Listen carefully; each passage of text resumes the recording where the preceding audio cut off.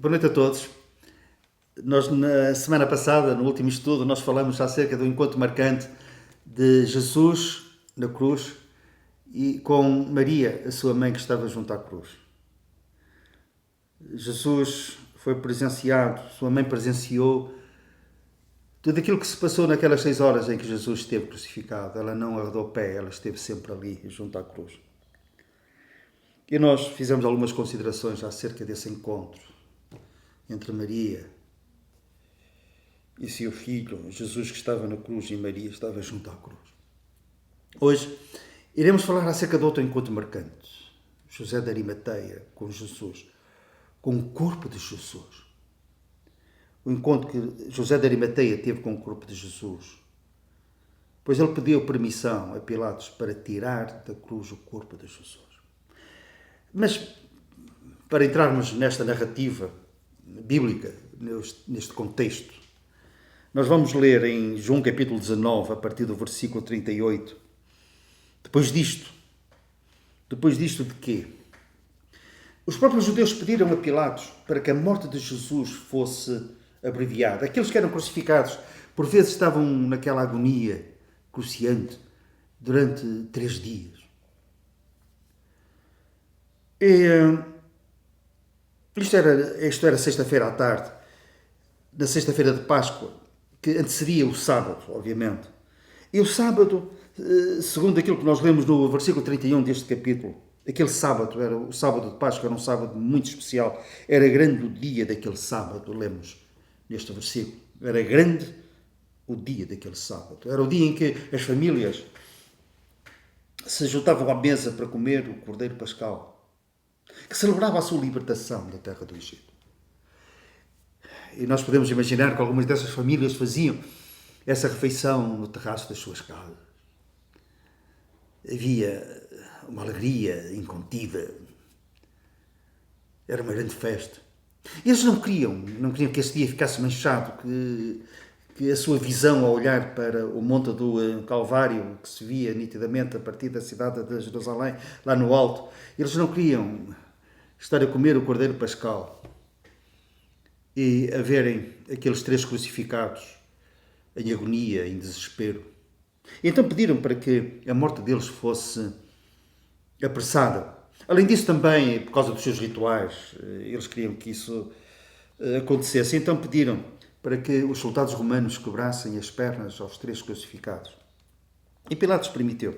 Mas os versículos anteriores, se nós os lêssemos, nós iríamos ver que eles quebraram as pernas aos 2 salteadores que tinham sido crucificados juntamente com Jesus.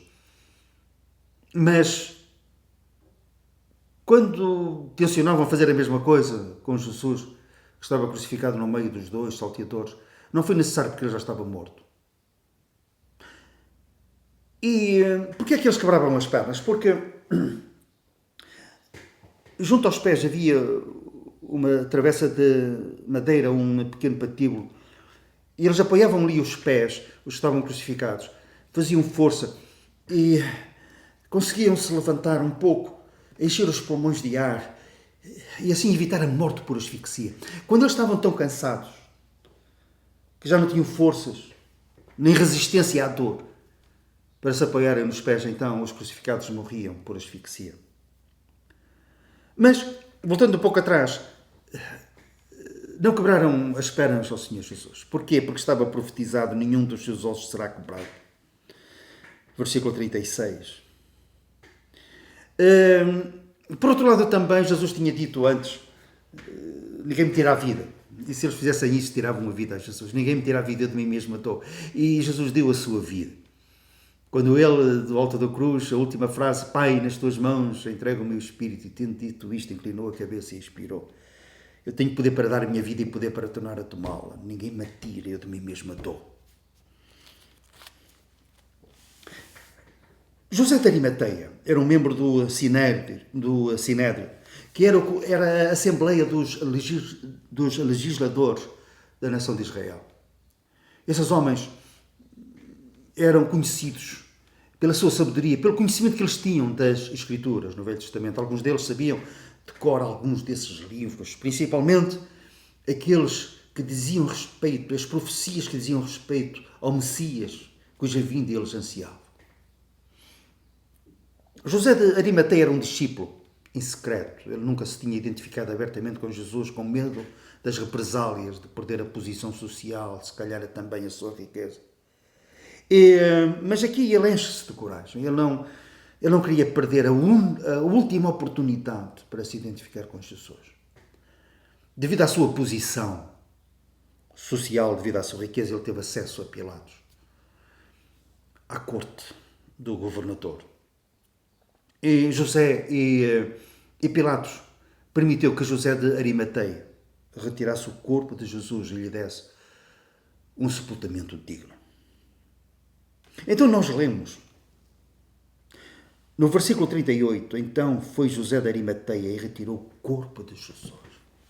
Nicodemo estava ali para ajudar, mas foi José de Arimateia que, se calhar improvisando uma escada ou pegando numa escada que estava por ali, e ele subiu para retirar o corpo de Jesus.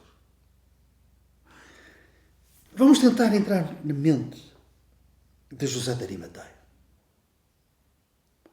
O que ele sentiu, daquilo que ele se lembrou quando estava a fazer esta operação de descida do corpo da cruz.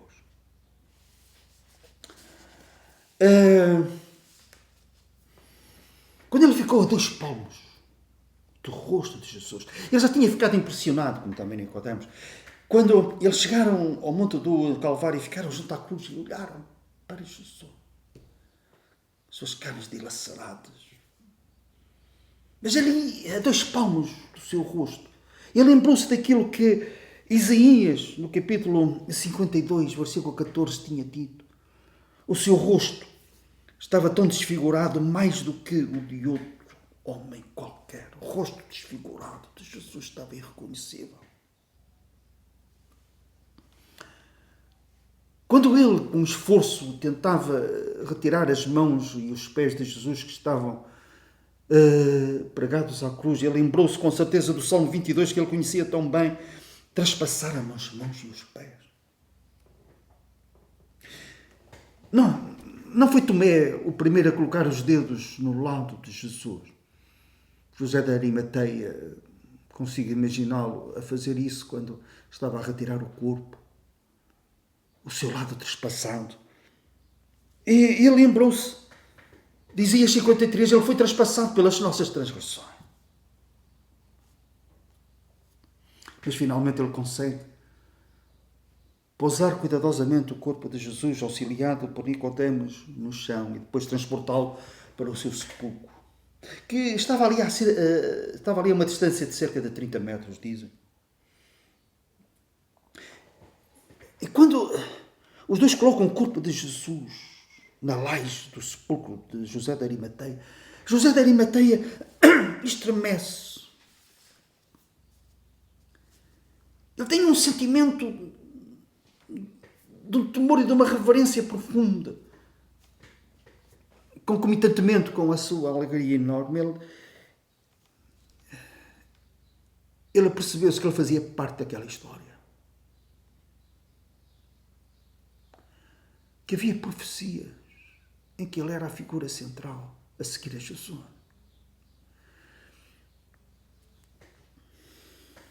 Profecias que estavam relacionadas com José de Arimateia.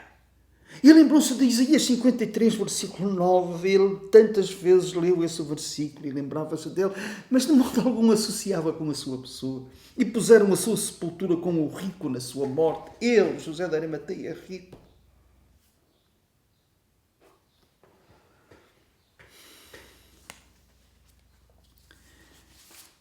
O sepulcro de José de Arimateia ainda ninguém tinha sido ali colocado. Era um sepulcro novo, um sepulcro limpo. E ele lembrou-se naquela altura de Números 19, de uma profecia acerca da novilha vermelha, que tinha que ser perfeita, sem qualquer defeito, e que as cinzas dessa novilha, oferecida em expiação pelo povo, seria colocada fora do arraial, onde o seu sepulcro estava também fora do arraial. Jerusalém, saiamos fora do arraial, levando o seu vitupério. E Jesus foi crucificado fora do arraial, onde o sepulcro de José de Arimateia também estava. Então as cinzas dessa novilha vermelha, tinham que ser depositadas fora do arraial, no sepulcro de José de Arimateia estava, e onde o corpo de Jesus seria sepultado. Mas as cinzas teriam que ser colocadas num lugar limpo. E o corpo de Jesus estava a ser sepultado num lugar limpo.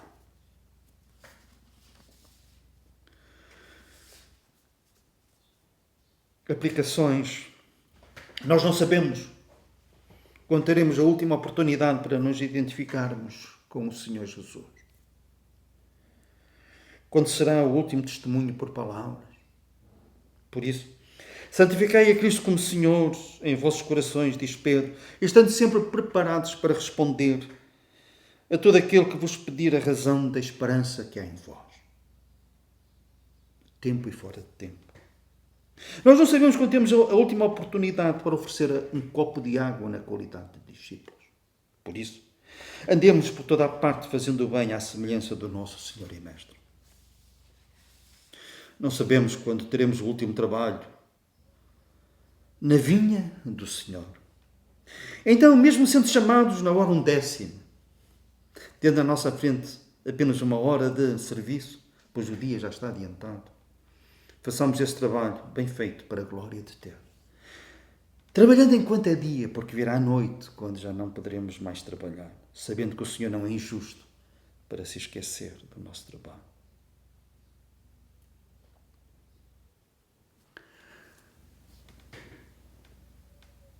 Encontro marcante com José de Arimateia.